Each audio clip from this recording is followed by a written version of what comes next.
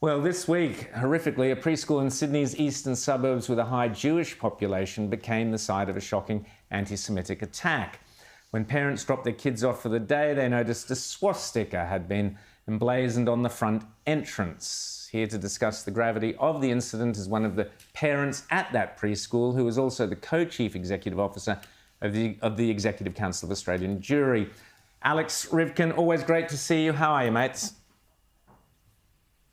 Very well. Great to be back. Great to see you guys.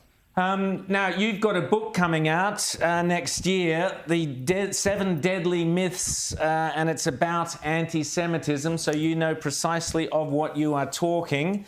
Tell us what happened last week. You've got an article in tomorrow's Australian about this, but it draws on your personal experience as a child in Australia, but also what you saw this week. Tell us about it.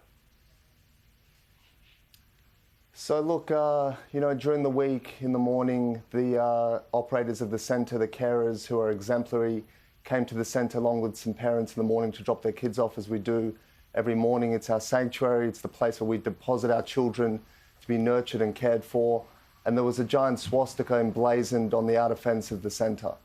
And it's something that jarred many of the parents there and the workers and the owners, all of whom are Jewish.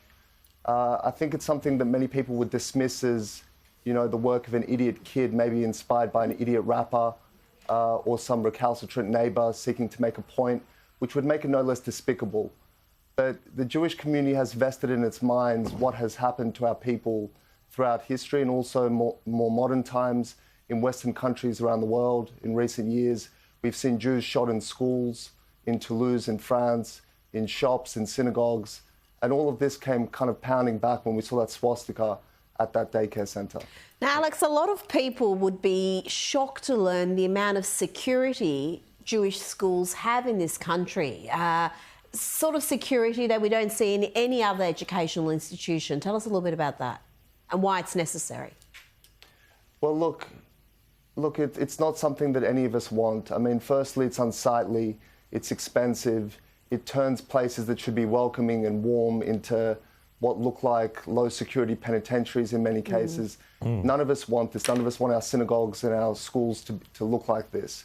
But as I said, knowing what's happened to our people throughout history, what happened in 2017 in Pittsburgh in the synagogue there where 11 Jews were massacred, what happened in France, in Copenhagen, in Brussels, what keeps happening to our people, it's a measure which we require. And we're in close contact with the government, with ASIO, and we're informed that we are a target, that we are the predominant target of hate groups, whether it be radical Islamists, whether it be the far right. And this is the reality of what we live with. But it's an indictment on our society. It's not merely a problem that the Jewish community should bear. I think all Australians should be outraged that any of our communities, any of our institutions should require this level of security. But sadly, we do. Alex, sorry, James. You mentioned Islamists, activists, and the far right, but you didn't mention the far left, which is where an extreme amount of anti-Semitism is being seen around the world. That's very true. It's very true. And you only have to look at just in the last week, you had the NTU, the Tertiary Educators Union, passing a resolution which repudiated the globally accepted definition of anti-Semitism, effectively telling us they know better than we do what anti-Semitism is and what it looks like. We've seen horrible treatment of Jewish students on campuses, predominantly coming from the far left. You're absolutely right. This is a problem that tragically unites the far left, the far right, radical Islam, extremists of all varieties.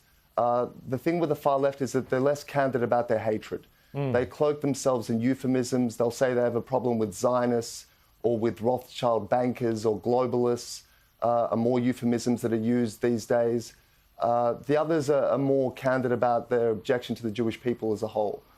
But whatever it is, whether it's our people that are targeted, our communities, our institutions, or our nation state, in every case the target is the Jewish people, and it has to be called out in equal measure.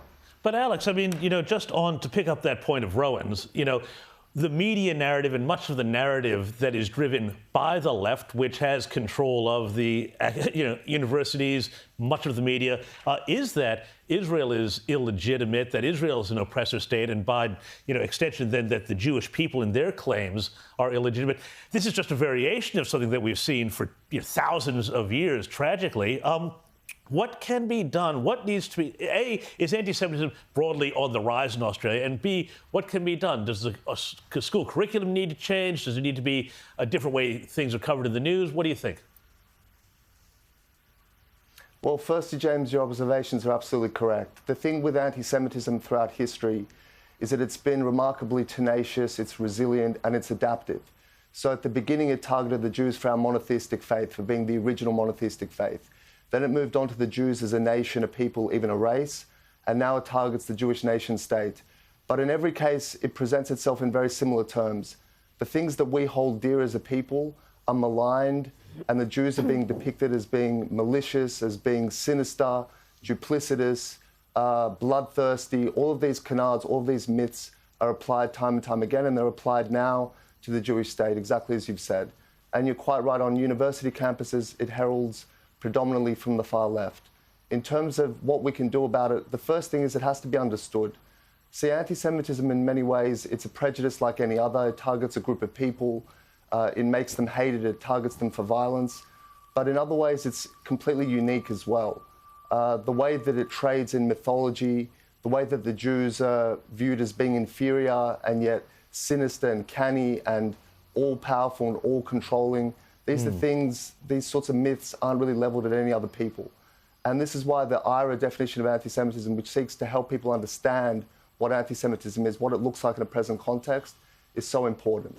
And we want VCs, vice chancellors of universities, schools to adopt this definition, to educate themselves and their stakeholders about what this is, and then in order to then combat it.